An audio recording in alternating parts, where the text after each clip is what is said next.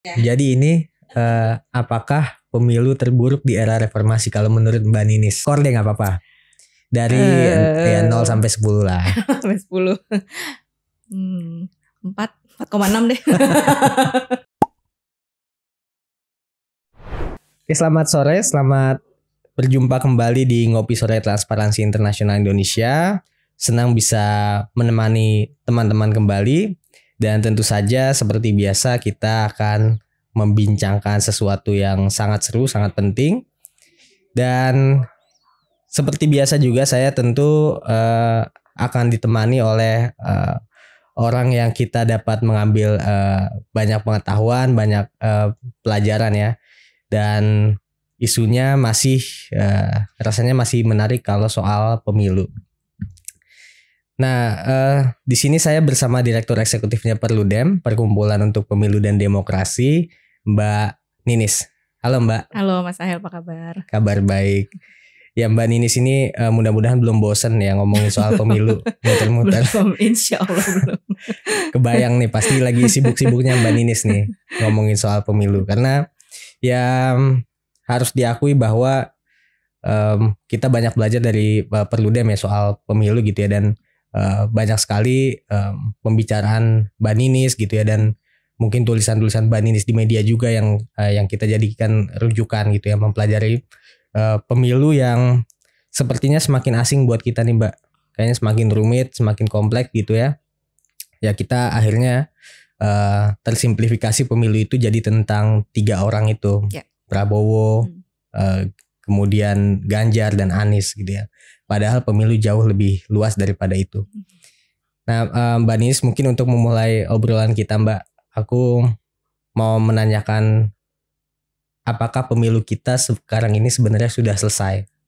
Kalau sudah selesai, tentu belum ya. Pemilu tuh belum selesai walaupun pemungutannya sudah tanggal 14 Februari kemarin. Karena kalau kita ngerujuk ke tahapan pemilu ya, yang dibuat KPU, ya ujungnya itu adalah pengucapan sumpah dan janji.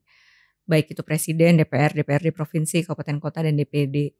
Tapi sebagai sebuah siklus kan nggak ada ujungnya ya. Karena pemilu itu ada pra pemilu, ada masa pemilunya, ya ada pasca pemilunya yang aku rasa nggak selesai kita perbincangkan gitu. Karena pasca pemilu kan ya kita kayaknya sepakat ya bahwa ini perlu banyak banget yang dievaluasi gitu ya. Bukan hanya soal penyelenggaraan pemilunya, bukan soal sistem pemilunya, tapi dari sisi aktor-aktornya pun juga banyak yang harus kita evaluasi gitu loh. Mendorong reformasi-reformasi dari partai politiknya, misalnya dari partai politiknya sendiri pun aspeknya banyak sekali kan, keuangannya, kelembagaannya. Jadi kalau dari sisi perhelatan ya akan selesai nanti saat disumpah janji itu gitu. Tapi sebagai sebuah siklus ya ini akan terus berjalan gitu. Oke, jadi belum selesai walaupun sudah pencoblosan Mbak ya. Dan kalau kita mantauin si rekap itu, yang nanti kita bisa panjang lebar ngomongin masalahnya, kan udah kelihatan hasil-hasilnya tuh Mbak ya. Kelihatannya Prabowo dan Gibran itu akan jadi pemenang di Pilpres. Kemudian juga kalau di Pileg itu ya kemungkinan partai politik nanti yang akan lolos ke DPR juga sama dengan sebelumnya Mbak ya. Nah kalau belum selesai nih Mbak, kira-kira peranan kita gitu ya yang masyarakat ini, pemilik suara kemarin, apakah masih ada, masih relevan, atau sekarang ini ya belum selesai tapi itu tinggal soal kesibukannya penyelenggara aja gitu ya, dan ribut-ributnya kontestan aja. Nah kita tinggal nonton aja nih, gitu atau gimana Mbak?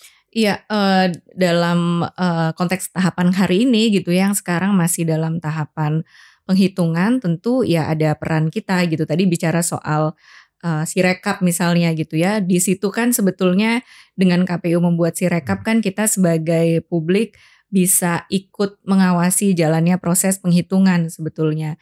Jadi karena kalau nggak ada Sirekap, ya kan memang proses penghitungan kita kan lama ya, maksimal tuh 35 hari. Nah kalau nggak ada Sirekap kan ya ada quick count sih yang dilakukan oleh lembaga survei, ada exit poll dan sebagainya. Tapi Sirekap ini kan yang aplikasi yang dari KPU yang kita sebagai masyarakat bisa ikut memantau jalannya itu, apalagi kalau raw datanya disediakan di situ, dalam hal ini ya formulir C1, sehingga banyak inisiatif dari teman-teman masyarakat sipil juga kan. Misalnya ada kawal pemilu, ada jaga suara, ada jaga pemilu yang kita bisa mengontrol itu gitu loh. Jadi sementara kan kita sekarang tahu di sini ada misalnya suaranya nambah, suaranya kurang, karena publik bisa ngeliat itu dari si rekap gitu. Jadi peranan kita nggak berhenti saat hari H pemungutan suara itu. Lalu juga nanti setelah itu pun KPU akan mengumumkan hasil resmi, akan ada proses di Mahkamah Konstitusi kalau ada yang mengajukan gitu ya. Nah itu pun juga jadi ruang kita untuk ngawasin proses perselisihan hasil pemilu itu gitu loh, dan banyak sekali saya rasa yang masih bisa kita awasi ya, walaupun kalau misalnya dari sisi legal standing ya kita nggak punya gitu ya, yang punya kedudukan hukum kan adalah peserta pemilu yang bisa melakukan pengajuan sengketa, tapi sebagai masyarakat kan justru peranan kita memastikan prosesnya transparan, akuntabel, apalagi di tengah situasi misalnya persepsi masyarakat terhadap MK sendiri mungkin agak ada penurunan gitu. Makanya ya perlu kita awasi sama-sama, dan bahkan setelah nanti dilantik pun kan ya kita ya tagih gitu loh. Karena kita bukan sekedar voters ya, kita kan lebih dari sekedar voters sebetulnya. Oke.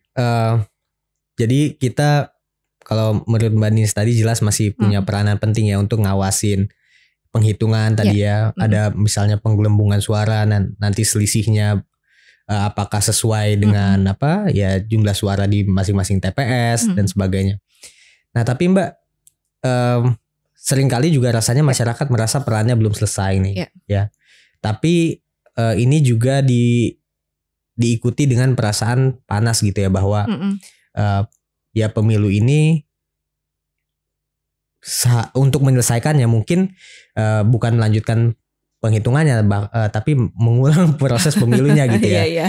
Nah, mungkin yang aku mau tanyakan ke Mbak Ninis ini, kenapa suasana pemilunya jadi seperti ini, Mbak? Apakah kalau Mbak Ninis melihat ini nanti setelah penghitungan itu selesai, kemudian ada penetapan dari KPU, apakah akan cooling down, suasana akan jadi lebih dingin, atau orang-orang juga tetap merasa ini belum selesai gitu, dan menyelesaikannya bukan maju ke depan tapi harus mundur ke belakang. Iya, ya kalau soal misalnya apakah misalnya ya pemilunya nanti diulang gitu ya, atau misalnya penghitungannya diulang, memang akan tergantung dari bagaimana mahkamah memutuskan kan sebetulnya, dan itu juga akan sangat tergantung dari bagaimana peserta pemilu ya, tim-tim yang mengajukan ke MK itu bisa menghadirkan bukti yang solid, yang TSM itu terstruktur, masif, dan sistematis. Terstruktur itu kalau misalnya dia bisa membuktikan bahwa ini ada pelibatan aparat gitu misalnya, terstruktur gitu ya, semua terlibat gitu, aparat-aparat pemerintah, sumber-sumber daya pemerintah terlibat. Kalau sistematis itu misalnya dia bisa membuktikan bahwa ini terencana dengan baik gitu, bahkan misalnya mungkin terencana jauh-jauh sebelum pemilu sudah direncanakan, dan kalau masif itu kecurangan itu terjadi di hampir 50% wilayah misalnya. Kalau yang mengajukan PHPU ke MK itu bisa mendalilkan bukti-buktinya, menghadirkan bukti-bukti yang solid, bukan tidak mungkin mahkamah bisa memutuskan itu. Tapi dalam pengalaman kita selama perselisihan hasil pemilu khususnya Pilpres, itu belum pernah terjadi. Kalau di pilkada pernah terjadi. Jadi misalnya yang pilkadanya diulang di semua TPS, yang bahkan MK juga menetapkan siapa yang menang pemilunya, itu terjadi di pilkada gitu ya. Beberapa contohnya misalnya Kota Waringin Barat, Saburai Jua gitu ya, itu diulang di Nabire atau misalnya di beberapa tempat lain. Kalau dalam konteks pilkada pernah. Tapi dalam konteks Pilpres belum pernah ada, karena ya tadi ya agak sulit memang, bukan agak sulit ya, tantangan bagi si pihak yang mau PHPU ini untuk bisa mendalilkan ya tadi terstruktur, masif, dan sistematis. Jadi itu yang sekarang kalau memang mereka mau ke MK ya harus dipersiapkan betul gitu, karena kalau mungkin gini, misalnya gini, dikatakan terjadi politik uang gitu misalnya, membagi-bagikan serangan fajar gitu. Mungkin itu terjadi dalam proses pemilunya.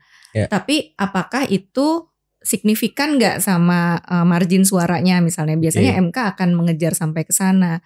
Dan ya sebetulnya ya ketika misalnya nanti MK sudah memutuskan hasilnya seperti apa dalam proses PHPU nanti, ya itulah kalau menurut saya yang harus diterima ya, karena semua jalur kan sebetulnya juga sudah sudah ditempuh gitu loh, ruang-ruang yang ada ya sudah ditempuh, dan memang pintu terakhirnya MK karena putusan MK kan juga final dan mengikat. Oke, jadi mungkin kita juga harus berharap nanti setelah ada putusan MK itu akan ya di masyarakat juga cooling down ya Mbak ya. Jadi ya apapun proses demokrasi itu membawa hasil yang ya mungkin kita tidak suka karena banyak orang juga bilang ini kecurangannya bukan di pencoblosan tapi sebelum itu, jauh sebelum itu.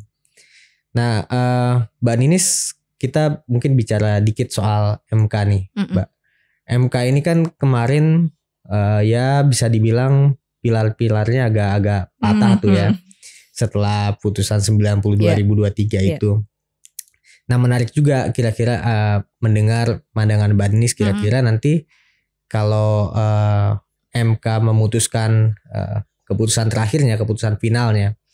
Nah ini apakah legitimasi itu MK miliki gitu ya, atau ya balik lagi ke tadi gitu ya, bahwa orang-orang yang tidak terima dengan hasil pemilu itu punya alasan gitu untuk bersikap demikian. Kalau dalam pandangan Mbak Ninis gimana? Ya, ya soal Mahkamah Konstitusi sendiri kan sebetulnya dari kasus nomor 90 itu ya, putusan 90 itu kan sudah ada mekanisme di MK ya, Mahkamah Kehormatan Mahkamah Konstitusi itu yang sudah membuat semacam ya dia punya putusan gitu ya, menghasilkan putusan dan ada rambu-rambunya. Jadi misalnya yang dikatakan putusan MK itu kan adalah bahwa Anwar Usman tidak lagi menjadi ketua Mahkamah Konstitusi, lalu juga Anwar Usman tidak diperkenankan untuk menjadi salah satu hakim terkait dengan PHPU karena akan ada konflik kepentingan di situ. Nah, jadi sebenarnya itu sudah sudah ada pagar awalnya gitu, udah ada pagar awalnya oleh MK untuk mencegah terjadinya konflik kepentingan itu. Nah, tapi memang tantangannya kemudian adalah nih sekarang hakimnya jadi tinggal 8 yang bisa menyidangkan perselisihan hasil pemilu. Kalau hakimnya 9 kan ya angka ganjil ya, di mana suara terbanyak ya nanti keputusannya mengikuti itu. Tapi ketika hakim-hakimnya genap, jumlahnya genap dan split 4-4, ini kan jadi ruang negosiasi juga gitu ya. Nah makanya sebetulnya yang ditunggu sekarang adalah apakah MK akan membuat hukum acara baru gitu ya untuk dalam proses PHPU ini, lalu publik nanti akan menilai bagaimana dari hukum acaranya itu dan prosesnya yang transparan dan terbuka gitu ya, apakah MK betul-betul mendengarkan dalil-dalil yang dimohonkan gitu, karena memang biasanya dalam perselisihan hasil pemilu itu kan karena ini ada waktu ya, Mas Sahel, di MK itu untuk Pilpres waktunya hanya 14 hari kerja, itu udah harus selesai diputus. Jadi memang waktunya tuh strict sekali gitu. Nah, bagaimana dalam waktu 14 hari ini semua pihak bisa didengarkan, karena tadi yang mau diangkat kan yang terstruktur, masif dan sistematis. Sementara waktunya dibatasin gitu loh. Misalnya nanti saksi yang dipanggil dibatasin atau buktinya gitu ya. Nah, bagaimana MK harus bisa memfasilitasi orang untuk bisa mendalilkan yang TSM itu dalam waktu yang singkat ini. Nah, ini tantangan tersendiri sebetulnya karena pengalaman pemilu sebelumnya misalnya saksi hanya maksimal 10 gitu. Sementara kalau TSM kita aja provinsinya ada 38 gitu ya. Misalnya satu provinsi ada satu dugaan kecurangan kan ya mungkin gak cukup gitu loh, belum setengah jumlah provinsi gitu misalnya. Oke, jadi kemarin proses di MK itu sebenarnya satu langkah untuk memulihkan legitimasi MK ya Mbak. Tapi sekarang ini kan juga rame kelihatannya Uncle is back nih Mbak. Paman akan kembali nih. Nah ini juga aku merasakan ini juga memperkeruh suasana lagi nih, Mbak. Kira-kira menyikapinya gimana nih? Iya, ya memang agak apa ya, agak unik ya, kalau agak unik upayanya, karena sebenarnya gini, ketika MK memutuskan bahwa Anwar Usman tidak lagi menjadi ketua MK, kan kemudian harus dilakukan pemilihan ketua ulang gitu ya, dipilih gitu tanpa Anwar Usman nggak boleh lagi gitu. Nah, pertama MK ketika melakukan pemilihan ulang itu kan ada dasar yang jelas, yaitu putusan MK gitu.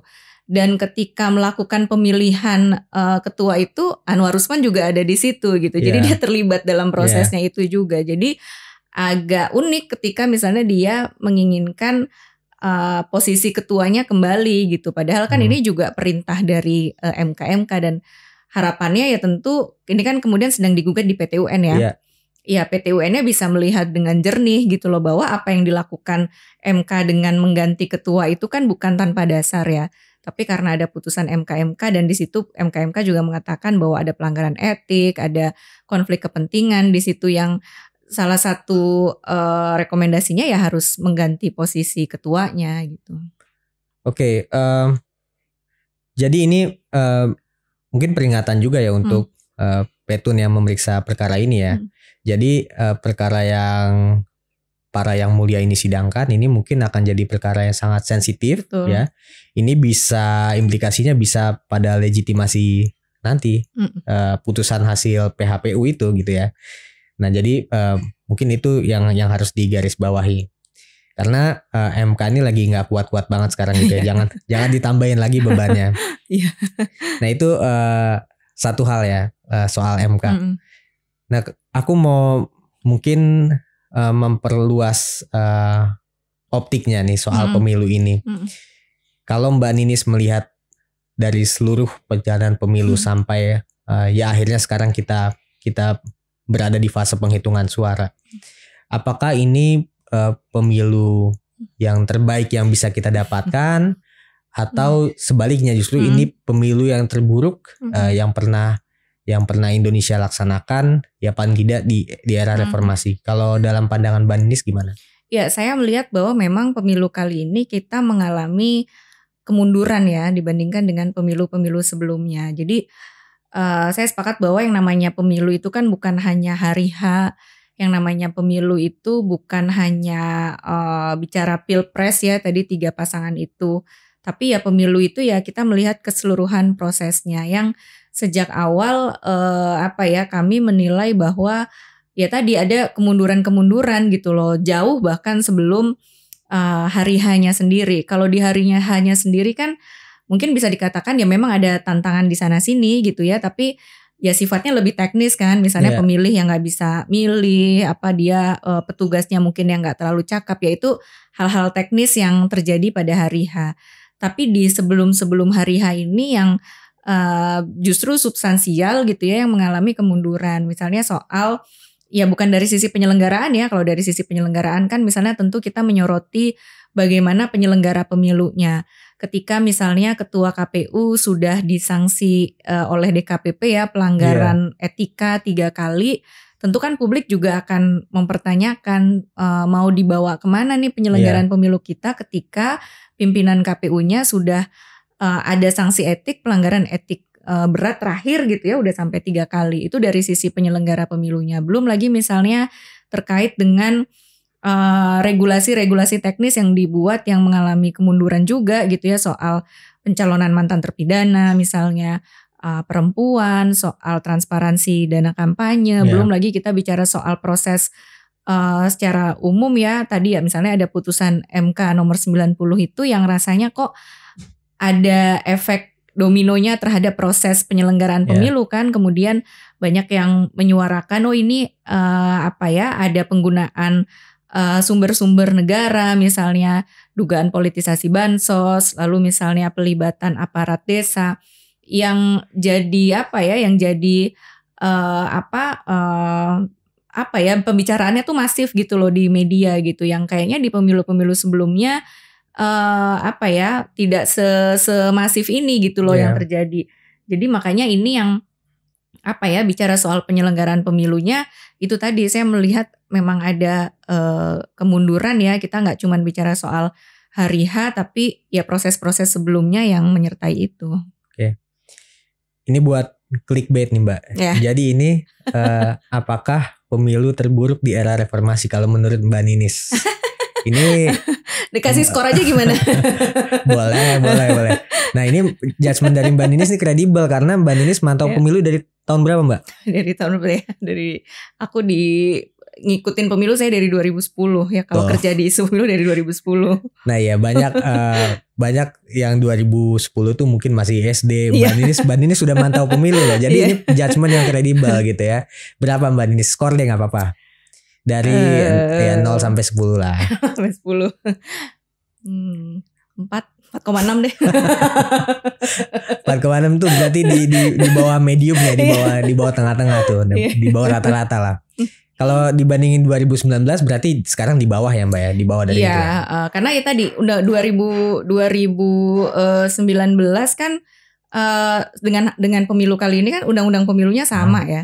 Jadi harusnya kan ya aturan mainnya sama gitu loh, tapi ternyata banyak perubahan-perubahan yang justru di level teknis, dan termasuk juga ketika undang-undang pemilunya nggak diubah, orang pergi ke Mahkamah Konstitusi yang justru kita nggak sangka-sangka gitu ya, itu bisa dilakukan dan perubahannya drastis sekali gitu karena putusan MK itu.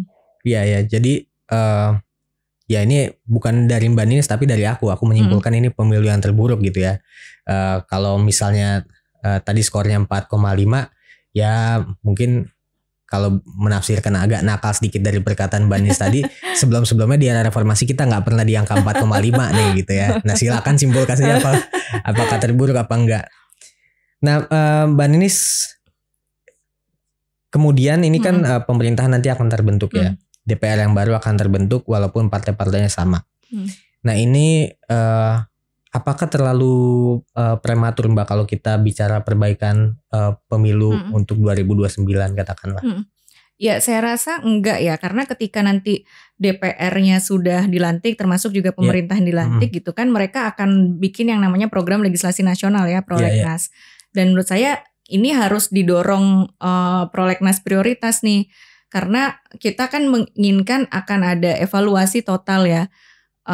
Semuanya kalau menurut saya perlu dievaluasi dan akan memakan waktu yang cukup panjang. Jadi kalau misalnya kita baru akan mau mulai evaluasi itu 2026 gitu ya, ya itu udah nanti misalnya bisa jadi undang-undangnya selesai 2028, 2029 udah pemilu lagi gitu. Jadi memang harus sejak awal, dan sebetulnya kita kan nggak mulai dari nol ya terkait dengan dorongan untuk memperbaiki ini. Karena misalnya kayak kita bicara soal partai politik sendiri, teman-teman masyarakat sipil udah siap dengan rekomendasi-rekomendasinya kan, soal pelembagaannya, soal keuangan partainya, itu udah siap sejak lama sebetulnya. Soal perbaikan undang-undang pemilunya pun juga saya rasa masyarakat sipil, akademisi gitu ya, juga sudah siap dengan rekomendasinya. Jadi kita nggak akan mulai dari nol ya, karena usulan itu sebenarnya kan juga sudah lama didorong ya, kayak misalnya undang-undang partai kan.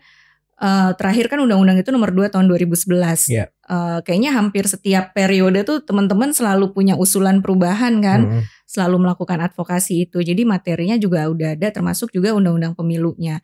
Nah tinggal sekarang adalah bagaimana nih mendorong ya tadi ini akan jadi inisiatifnya siapa? Apakah dari DPR kah atau dari pemerintah kah? Itu yang harus dengan cepat ya diputuskan dan segera nanti ya itu harus jadi PR pertamanya gitu loh, karena ya waktunya ya jangan diburu-buru, karena nanti kalau misalnya nanti baru dibahas 2026 karena biasanya bahas undang-undang pemilu kan 1 tahun lebih ya.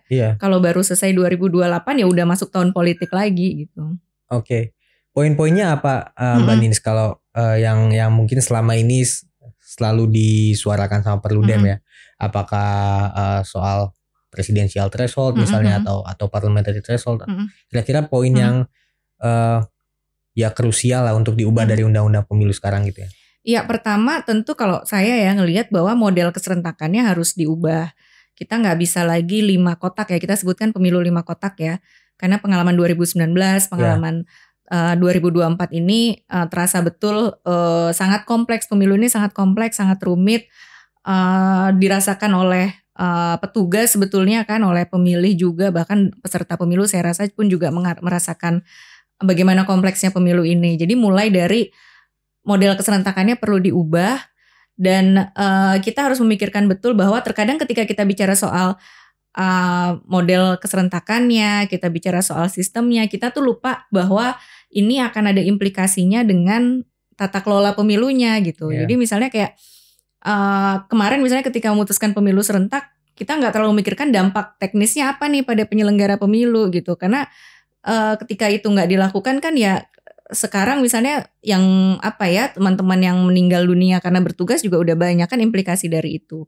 Lalu misalnya soal pilihan ini juga misalnya teman-teman caleg merasakan bahwa kok ini kompetisinya sangat sangat brutal gitu ya, pokoknya main duit gitu ya. Kan artinya kita perlu melihat lagi gitu loh terkait dengan sistem yang kita gunakan. Termasuk juga ya aktor-aktornya tadi, penyelenggara pemilunya. Penyelenggara pemilu kan sekarang kita bicara soal keserentakan pemilu, tapi dari sisi penyelenggara pemilu sendiri model seleksinya nggak serentak gitu loh. Jadi ini di tengah-tengah tahapan seperti ini ada yang berganti anggota KPU Bawaslu-nya gitu. Itu kan tentu nggak ideal. Dan juga dari sisi aktornya, partai politik menurut saya jadi kuncinya, karena partai politik kan peranannya signifikan sekali gitu. Kita ingin partai politik kita lebih terlembaga, lebih modern gitu ya, lebih demokratis. Undang-undang partainya udah berapa? 11 tahun, udah 13 tahun ya, artinya udah 13 tahun nggak diubah. Apa yang terjadi ya, misalnya hari ini kita bicara soal politik dinasti, misalnya kita bicara soal aktor-aktor politik yang misalnya bayar uang mahar dan sebagainya. Ini kan ya muaranya ya dari partai politik gitu. Jadi memang pembenahan dari partai politiknya juga menjadi prioritas ya. Paket undang-undang politik ya Mbak ya, berarti ya. Dari undang-undang partai politiknya mungkin ya soal transparansi dana kampanye itu ya. Dan kalau dari undang-undang pemilunya tadi yang terutama soal sistem keserentakan itu ya Mbak ya. Ya setuju sih bahwa dari penyelenggara rumit, dari pemilih juga rumit gitu ya. Nah, bahkan sesimpel cara memilih aja itu apa yang akan menyebabkan suara jadi tidak sah, apa yang sah. Itu aja aku menyaksikan di TPS gitu ya, ketika penghitungan gitu ya. Kelihatannya juga banyak yang nggak paham nih. Oke Mbak Ninis, ini sebenarnya kita sudah ke skala yang lebar ya, ngomongin pemilunya skala yang umum. Cuma aku jadi teringat bahwa sekarang ini TI lagi menagih KPU untuk membuka data pengadaan Sirekap itu Mbak. Nah kita kemarin itu melakukan ya tracking gitu ya, berdasarkan kanal-kanal yang tersedia. Nah kelihatannya pengadaan Sirekap ini tidak terlalu transparan gitu ya, dan ya paling tidak bisa kita akses lewat internet gitu ya. Nah ini apakah ada korelasinya dengan kualitas Sirekap yang sekarang banyak dikritik atau enggak Mbak? Iya, tentu anggaran kan anggaran yang disiapkan itu kan sebetulnya kan termasuk juga harusnya kita bisa ngelihat misalnya berapa banyak untuk trainingnya, berapa banyak untuk simulasinya, berapa banyak untuk si aplikasinya itu sendiri gitu. Dari situ kita bisa ngelihat bahwa Sirekapnya siap atau enggak. Jadi misalnya tadi berapa sih anggaran untuk simulasinya gitu. Karena kalau memang dia disimulasikan secara masif, saya rasa nggak akan muncul masalah-masalah seperti yang hari ini ada gitu ya. Misalnya aplikasinya nggak bisa baca foto, atau misalnya tiba-tiba angkanya tuh jadi ratusan ribu gitu. Padahal DPT di situ cuman berapa, nggak sampai 300 kan. Ya mungkin karena itu tidak disimulasikan secara masif yang atau misalnya anggarannya lebih banyak terserap untuk aplikasinya aja gitu, tapi petugasnya nggak dilatih dan sebagainya. Nah jadi Sirekap yang ada hari ini sebetulnya kalau kita bicara soal penggunaan teknologi dalam pemilu, dia kan bukan sekedar canggih-canggihan, bukan sekedar ini ada teknologi baru nih kita pakai gitu, di negara lain pakai begini kita ikut-ikutan, kan sebenarnya nggak begitu. Tapi kita kan mencari tools mana yang cocok buat kita, yang itu bisa jadi bisa dikatakan solusi lah buat masalah pemilu kita. Yang salah satu masalah di pemilu kita kan yang di proses rekap yang lama ini. Nah itu kan semuanya harus dipersiapkan secara dasar gitu loh. Misalnya dasar hukumnya, sumber daya manusianya, aplikasinya itu sendiri, keamanan sibernya gitu ya, termasuk juga auditnya gitu loh. Aplikasi ini harus bisa diaudit baik aplikasinya maupun juga anggarannya. Karena kan kalau kita pakai teknologi kan kita berharapnya harusnya proses pemilunya dapat legitimasi, dapat kepercayaan publik gitu loh. Tapi ini kan sekarang kekhawatirannya dengan Sirekap yang banyak permasalahan yang muncul, orang malah jadi nggak percaya sama penggunaan teknologi dalam pemilu gitu loh. Sehingga misalnya ke depan misalnya ada inovasi-inovasi malah jadi resisten gitu ya, malah akan banyak yang resisten. Nah, makanya ya harusnya KPU harus siap ditagih ya sebetulnya ya, karena bagaimanapun juga Sirekap ini kan pakai uang negara ya, uang kita juga gitu loh, harusnya dipergunakan dengan baik. Oke, thank you Mbak Ninis. Nanti ini tugasnya editor lah buat menyusun dari topik yang tadi, dari yang detail sampai ke yang umum gitu ya, karena ini obrolan yang mengalir jadi loncat-loncat aja, kita fleksibel. Oke, aku mau mengakhiri perbincanganku dengan Mbak Ninis, tapi sebelum itu mungkin satu pertanyaan singkat Mbak. Kira-kira kalau diminta memberikan 3 kata untuk menggambarkan pemilu 2024, kira-kira apa Mbak yang tepat? Apa ya? 3 kata ya? Iya. Bingung. Bingung, oke, 1 bingung. 1 bingung. 2 apa ya? Ya kayaknya lebih banyak ke bingung ya. Bingung. 2 kenapa? Bingung. Kenapa ya? Kalau bingung kita mempertanyakan memang kenapa. Terus 3 ya kita harus tetap semangat ya. Semangat gitu. Semangat. Bingung, kenapa, semangat. Jadi kalau di Jahit itu kita kalau bingung harus mempertanyakan kenapa. Nah, dalam proses mencari itu kita harus semangat. Mencari jawabannya kita harus semangat. Nah, oke, kurang lebih itu perbincangan saya dengan Mbak Ninis. Terima kasih Mbak Ninis menyempatkan waktunya. Selalu senang ngobrol sama Mbak Ninis. Ya mudah-mudahan tadi ya masukan-masukan dari Mbak Ninis tidak hanya di forum ini gitu ya, tapi di semua kesempatan yang Mbak Ninis sampaikan itu bisa didengar oleh penyelenggara pemilu gitu ya, oleh pembentuk undang-undang gitu ya, penentu politik hukum dan sebagainya. Begitu teman-teman, saya Sahal Muzamil, senang bisa menemani teman-teman juga. Sampai ketemu di ngopi sore berikutnya. Salam.